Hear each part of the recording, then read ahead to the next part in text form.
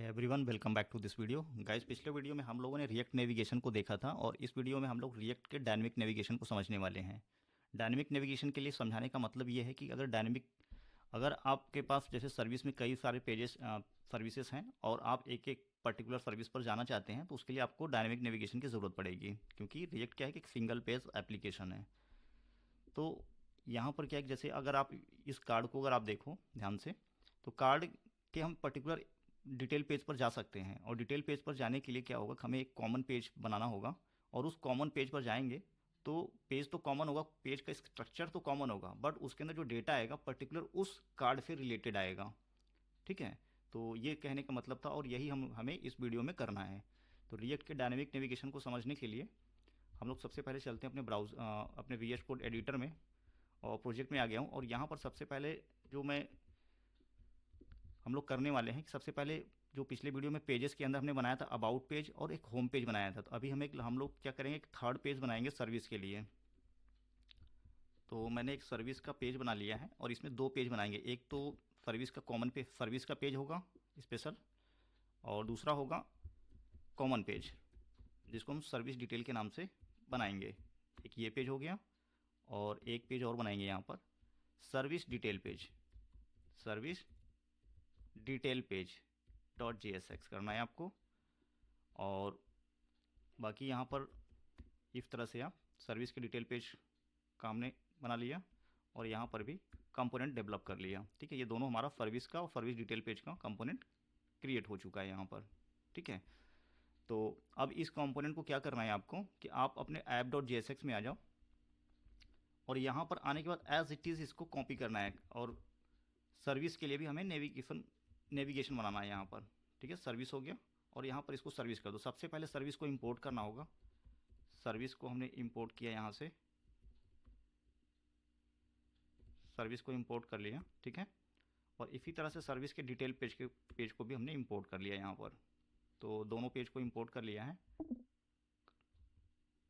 Copy करना है यहाँ से, सर्विस को कॉपी किया और इसके अबाउट से रिप्लेस कर दिया। ठीक है, एक आप और बना लो राउट डिटेल पेज के लिए, जो डिटेल पेज हमारा होगा उसके लिए भी राउट आपको बनाना होगा। ठीक है, सर्विस, और यहाँ पर क्या करेंगे, कोलन लगाना है, /ID। तो ये हमारा डायनेमिक हो गया। ठीक है, /ID लगाने से पर्टिकुलर इफ सर्विस के पेज पर हम चले जाएंगे। अगर अभी आपको समझ में नहीं आ रहा हो तो बस आप जैसे मैं कर रहा हूँ वैसे बस आप करते जाओ, फिर आप देखो कैसे डायनेमिक राउटिंग होता है। तो यहाँ पर अगर अब आप देखोगे तो ये सर्विस तो पेज चल रहा है हमारा। ठीक है, फाइन। अगर हमने यहाँ फ्लैश लगा करके कुछ किया, कुछ भी अभी दिया, तो पर्टिकुलर उस सर्विस के पेज पर चले जाना चाहिए था, अभी गया नहीं। क्या प्रॉब्लम है यहाँ पर, सर्विस डिटेल्स, सर्विस डिटेल्स। ठीक है, आते हैं यहाँ पर, एक्चुअली सेव नहीं हुआ है हमको लग रहा है। ठीक है, हाँ अब सेव हो गया, अब आ गया सर्विस डिटेल पेज पर। ठीक है, तो सेव नहीं हुआ था, मेन ये रीज़न था अभी, तो सेव करने के बाद ये प्रॉब्लम सॉल्व हो गया। तो सर्विस की डिटेल पेज पर जाने लगे। अब यहाँ पर हमारा app.jsx के अंदर वर्क हो चुका है। अब हम लोग सर्विस डिटेल पेज के अंदर आ जाते हैं, सबसे पहले सर्विस में आ जाते हैं और यहाँ पर क्या करते हैं, एक लिस्ट बनाते हैं, नेविगेशन UL और LI।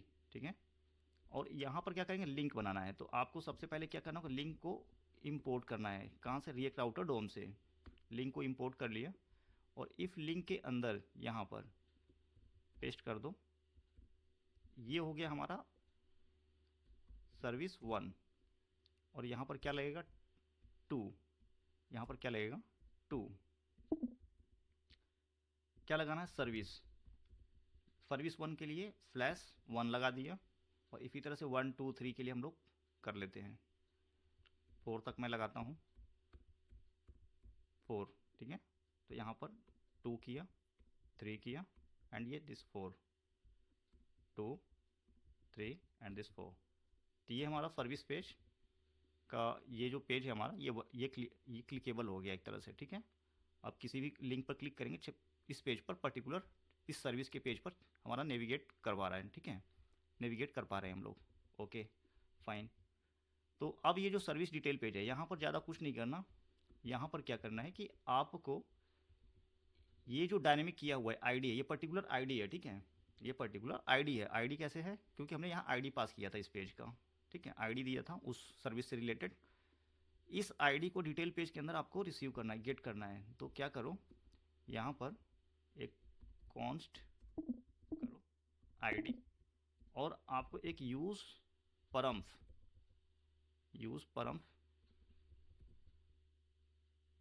आईडी यूज़ परम्स करके रिएक्ट राउटर, यहाँ सर्च परम्स आ रहा है, हालांकि आपको यूज़ परम्स यूज़ करना है, यूजेस नहीं, यूज़ परम्स, ये दिस, ठीक है, इस तरह से आपको यूज़ करना है।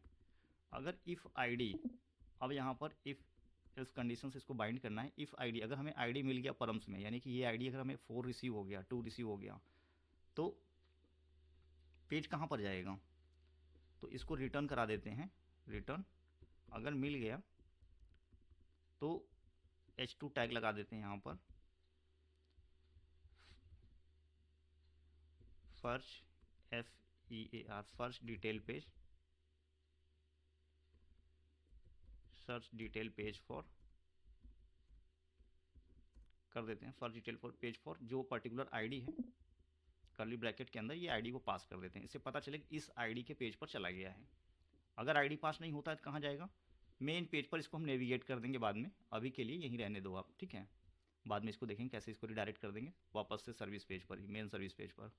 तो अभी कहाँ? सर्विस पेज 4 पर है, ठीक है, सर्विस पेज 4 पर अभी है, जिस पर आप क्लिक करोगे उस पेज पर चला जा रहा है, ठीक है। इस तरह से है, तो पेज कॉमन ही, बस उससे रिलेटेड डेटा लेकर के आ रहा है एपीआई से, ठीक है। ये कुछ इस तरह से वर्क कर रहा है।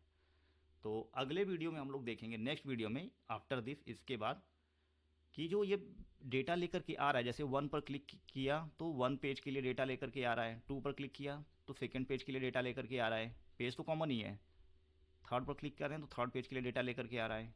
तो डेटा लेकर के कहाँ से आ रहा है? ये डेटा लेकर के आ रहा है आपके डेटाबेस से, ठीक है।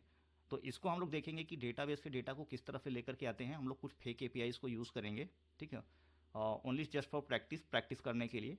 और उसमें एक नया यूज़ इफेक्ट को सीखेंगे, नया हुक को सीखेंगे, यूज़ इफेक्ट, ठीक है। तो यूज़ इफेक्ट के थ्रू किस तरह से डेटा को अपडेट करना है, डायनेमिक डेटा को आपके अपने पेज में। So thank you watching for this. और अगर आपको वीडियो पसंद आ रहा है तो शेयर सब्सक्राइब करना ना भूलें।